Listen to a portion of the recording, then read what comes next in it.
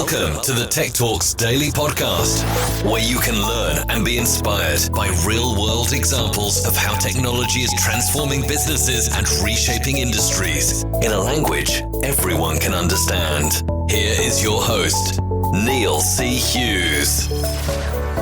Welcome back to the Tech Talks Daily Podcast, where after a rocky start to the year, things are starting to feel pretty good again.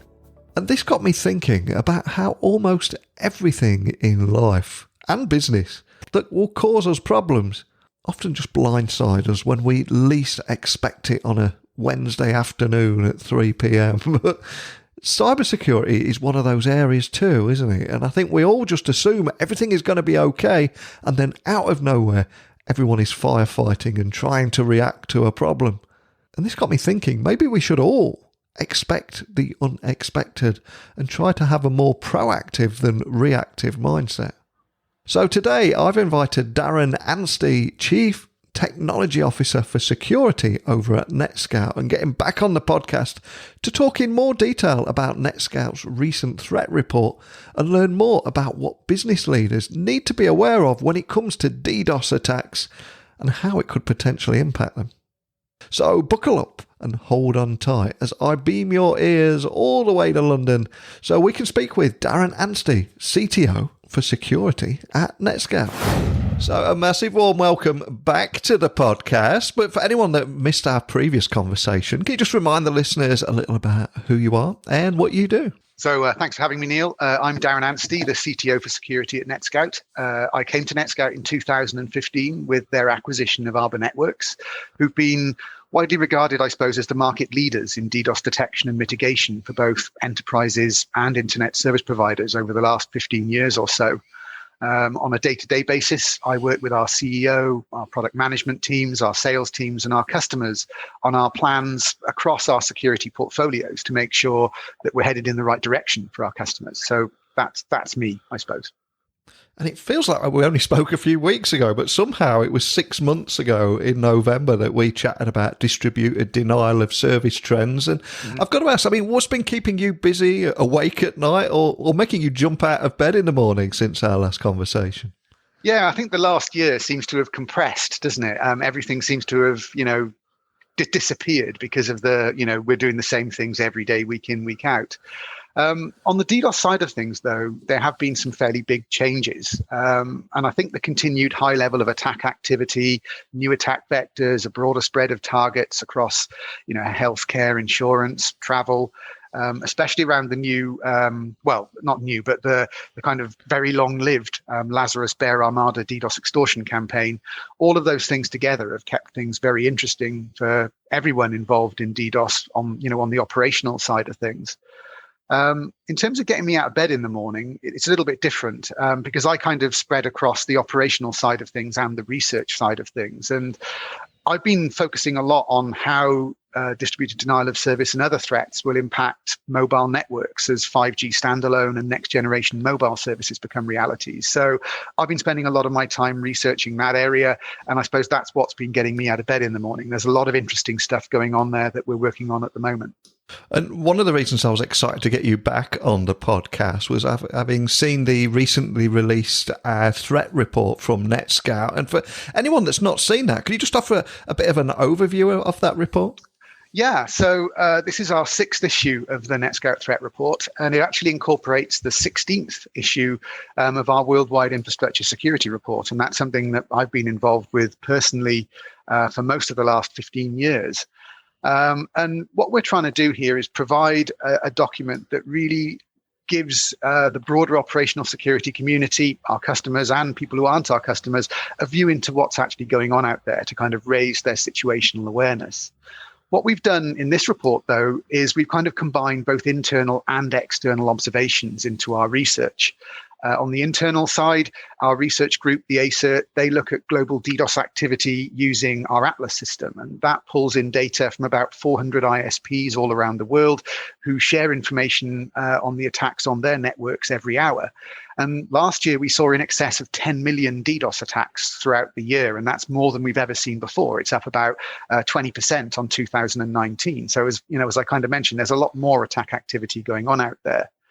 Another key data source that ACERT use is the honeypots that we have deployed out there. And they use those to look at IoT exploits and things like that. And there's a lot of information in the Netscout threat report on the IoT side of things, as well as looking at how DDoS has evolved.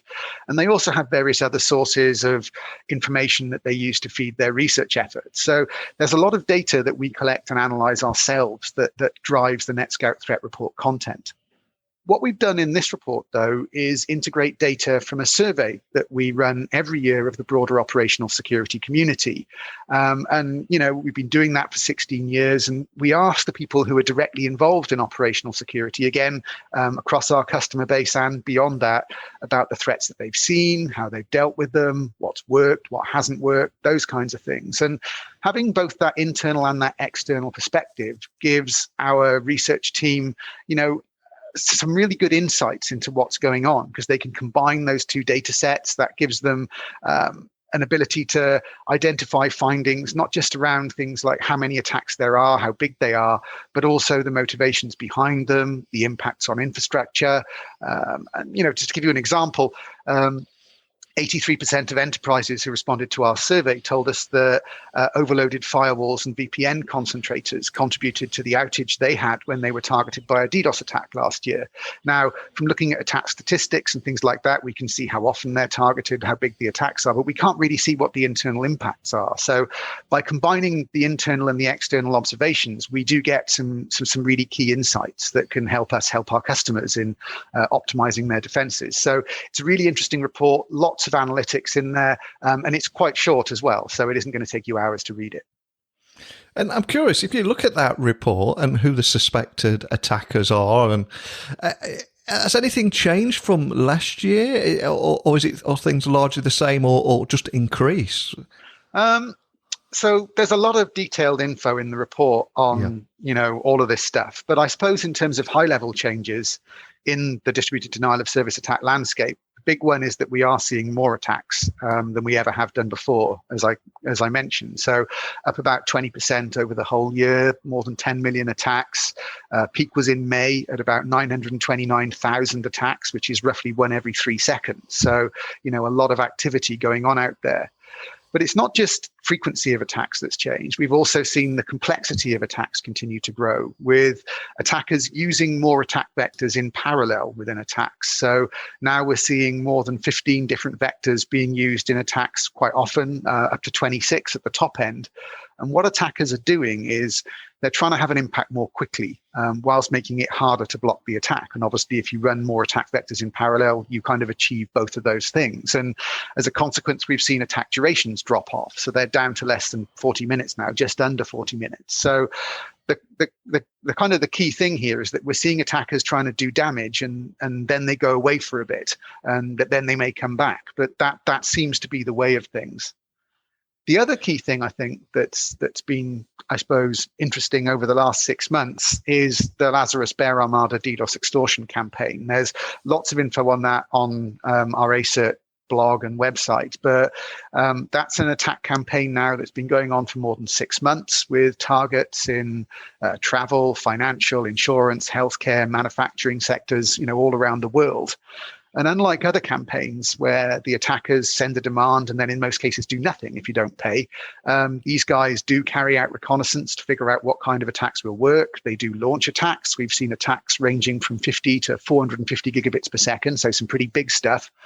And they also come back, often weeks or months later. So, if you don't pay. So they do mean business, and they are a business after all. They're looking to make money from extortion fundamentally. And interestingly, if you look at the external observations that we got, extortion was actually the third most common motivation behind DDoS attacks last year. So it's a pretty big thing. We are seeing these long-lived campaigns that are going on at the moment, and that's both interesting and concerning, I suppose.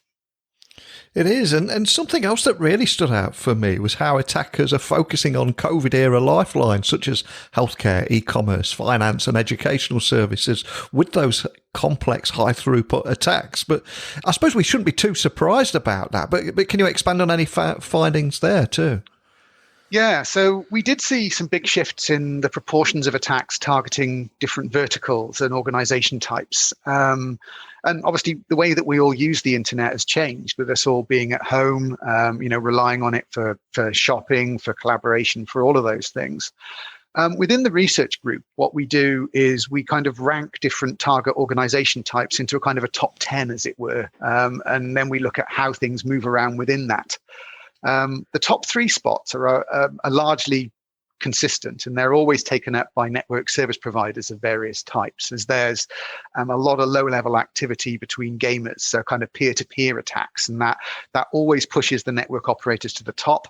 And we've actually seen a lot more of those kinds of attacks over the last year as people have been sat at home playing games more often. So that's kind of one side of it. That top 3 is fairly consistent. But beyond that, we have seen some fairly big changes. So, for example, in Force over the last year, we've seen the internet publishing and broadcasting services. They've moved up a lot in the rankings, and that includes your kind of Netflixes, your Zooms, those kinds of organizations. And I think we've all made a lot more use of those kinds of services, both personally and at work. In fifth now, we also have e-commerce. That's always in that kind of area. But I think there have been some changes around people's focus on this. So we are all more reliant on e-commerce. At home, I've moved to having my shopping delivered once a week, rather than going to the supermarket a number of times a week. I think many people have done that. So there is more focus on e-commerce, and there's more focus on it on the threats to e-commerce from those organizations themselves. And we've seen a big drive there to put more defenses in place to actually protect those services, because they have realized that they are being used more, but they're also being targeted a bit more. And then in 8th this year, we had a kind of a big change, and that was schools and colleges. So I've got 2 primary age kids, and they really didn't engage with the whole distance learning thing. But I think as you get higher up the age groups, and people get assignments, they get lessons that they don't want to attend, then DDoS does become an option if you want to take down those services, especially if you've seen DDoS being used around gaming and things like that. So, schools and colleges, we did see, a big increase in the attacks targeting them. And again, consequently, we've seen, a drive in various parts of the world to get better defenses in place for those kinds of organizations. I think the key thing here across all of this, as I kind of mentioned earlier, is that, we are seeing attacks becoming more frequent and more complex.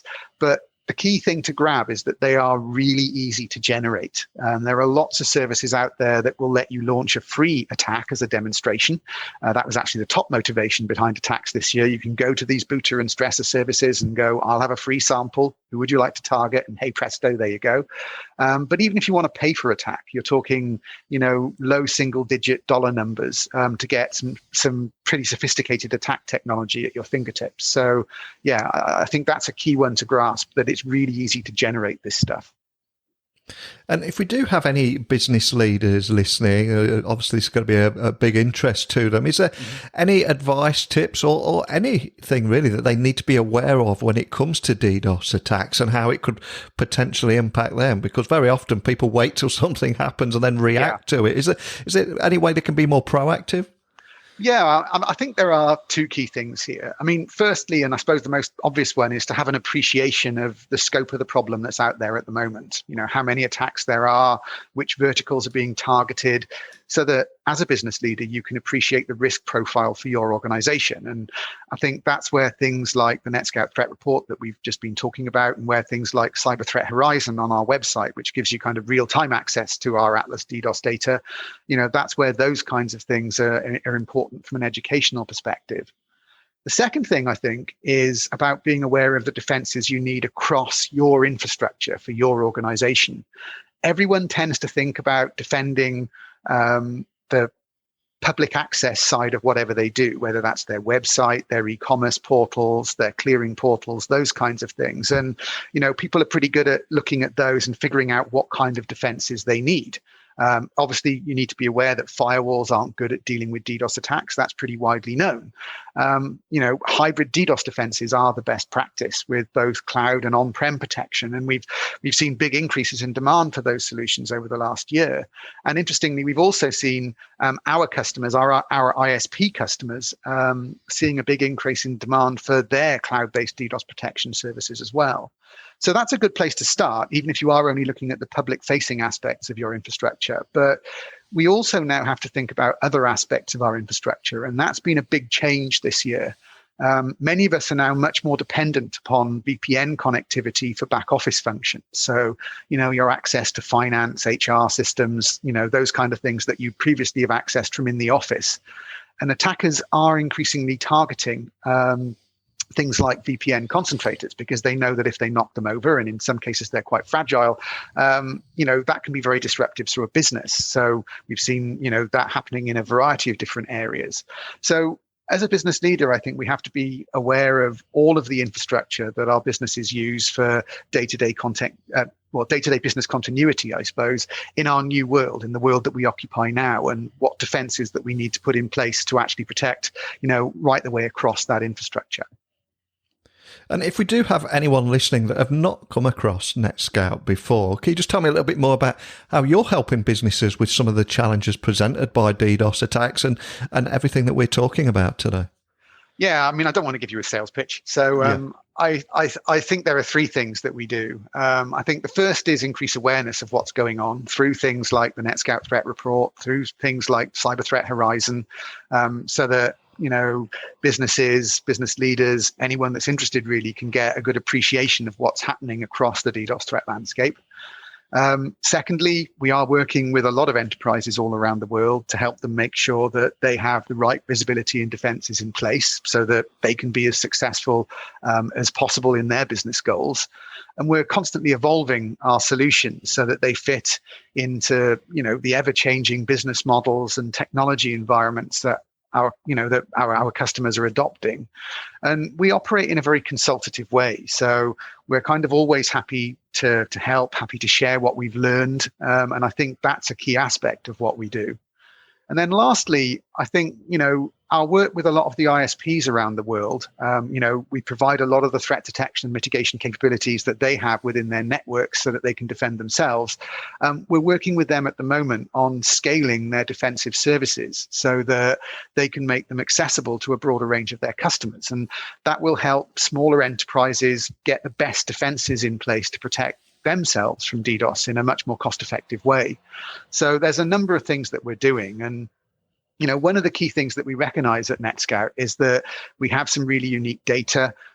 We have some unique capabilities, given the fact that our solutions are deployed across the vast majority of ISPs around the world. And we kind of want to help make the internet a better place for everyone. And that's kind of one of the key things that drives us. So, we are always willing to share information, knowledge, experience as much as we can to help people, better defend themselves and better succeed, I suppose. And I'm curious, from those conversations you're having with ISPs and indeed your own customers there, are there any trends in the kind of problems that they're coming to you and asking to your help with? And how are you helping them? Yeah, I think there are a couple of standout areas. Yeah. The first one, I think, is around defending VPN concentrators. I mentioned that before. Attackers have realized how key VPNs are now when everyone is working remotely, and we've seen attacks increase substantially there. So, we've been helping a lot of our customers better defend that infrastructure. It's a fairly simple problem to solve. It's about extending defenses across that infrastructure. So it's not, it is just an expansion of capability, I suppose. The second area, I think, is a bit different, and that's around automation. As I've mentioned, we're seeing a lot more attacks out there hitting a broader range of targets, and defenses have to react more quickly now, given the nature of the attacks, more complexity, all of those kinds of things. And we all know that there is still a skill shortage in the security space. So we can't deal with more attacks and more complex attacks simply by throwing people at it. Even if those people were available, it would be very costly to do that. So we've been focusing on how we can use the unique intelligence that we have within NETSOUT to get ahead of attacks in some cases. So pushing intelligence down to our solutions within our customers about what we're seeing elsewhere so that they're better prepared for the attacks when they kind of come to them, that kind of thing. And we've already integrated that capability now into our solutions. The second thing that we've really been focusing on the automation side is coming up with some new machine learning capabilities that will allow us to automate the mitigation of even complex attacks much more quickly, much more easily. And, we're hopeful that we'll get those integrated into the product in the next few months as well. So two key areas that we've, I suppose, been seeing a lot of changes in requirement around are VPNs and automation. And there are a lot of areas for concern out there, and that threat of constantly being under attack and not knowing where it's coming from. But is there anything that makes you hopeful about the future, just so we can end on a positive note and and where we're heading? It's sunny outside. That's making me very positive. I think the big one is that we're seeing better awareness, both in the enterprise and the ISP communities, of how DDoS is evolving. I think organizations of all shapes and sizes have become more aware of how easy it is to launch a DDoS attack and how impactful an attack can be, especially in the new world of remote working, and that's driving a lot more focus on getting the right defenses in place. On top of that, I think we're also seeing a lot more forward thinking now, with organizations planning the defenses they'll need in the cloud, in their mobile networks, things like that, more ahead of time. So rather than, building it all and then figuring out how to retrospectively fit the security aspects, those security aspects are being built in right from day one. That's been kind of best practice for a long time now. But as and as many of your listeners will know, in the heat of getting things done on time and on schedule and on budget, things get missed, things get left out. But we aren't seeing that happen so much now with security, and that's a very good thing. Well, I've loved chatting with you again today. Always a pleasure getting you on the podcast. Now, one other thing that has changed since the last time we spoke is I'm asking guests to share with me maybe a song that's particularly inspired them on their tech journey, or maybe it's just something that inspires you or makes you want to get ready for that big meeting or keynote speech or something like that. Is there a song that springs to mind for you? Because I'm going to put this on a playlist on Spotify, and where every guest selects one song. What song would you choose? Oh, I don't know, to be honest. That's an interesting question. It would probably be something from the Foo Fighters, although I'm trying to think of one that has completely clean lyrics for your playlist. Everlong's always a good one. Everlong or The Pretender or something like that. Yeah. And finally, before I let you go, for anyone listening that would like to check out the report that we've talked about today, or where they can find you online, what's the best way of doing that? You can download a copy of the threat report. It's completely free. As I said, lots of useful information in there, and you can get it from www.netscout.com/threat report. If you do have any questions, you can also feel free to email me. I'm darren.anstee@netscout.com. So, thank you for the time today, Neil. No, thank you. I appreciate you taking the time to come back today and sharing what business leaders need to be aware of when it comes to DDoS attacks and how it could potentially impact them. But more than anything, just for giving me a bit more of your time and talking through some of those trends. So thanks as always. No problem. Always a pleasure. Thanks. So a big thank you to Darren for discussing who the suspected attackers are and how the attacks have differed over the last 12 months. And how attackers have focused on COVID-era lifelines such as healthcare, e-commerce, finance and educational services with complex, high-throughput attacks designed to overwhelm and quickly take them down. And of course, how Netscout, and of course, how Netscape, and of course, how NetScout is helping businesses with the challenges presented by DDoS attacks. But did we miss anything? This is where I turn the microphone over to you. Please let me know your insights and experiences by emailing me, techblogwriter@outlook.com. My website is techblogwriter.co.uk. So please let me know. I'll return tomorrow with another guest and we'll explore another industry. But more than anything, just a genuine thank you for choosing to listen to this podcast every day. Keep your tunes coming in for the Tech Talks Daily Spotify playlist. I'll add them as they come in. But more than anything, just a big thank you for listening. And until next time, don't be a stranger. Thank you for listening to the Tech Talks Daily Podcast with Neil C. Hughes. Remember, technology works best when it brings people together.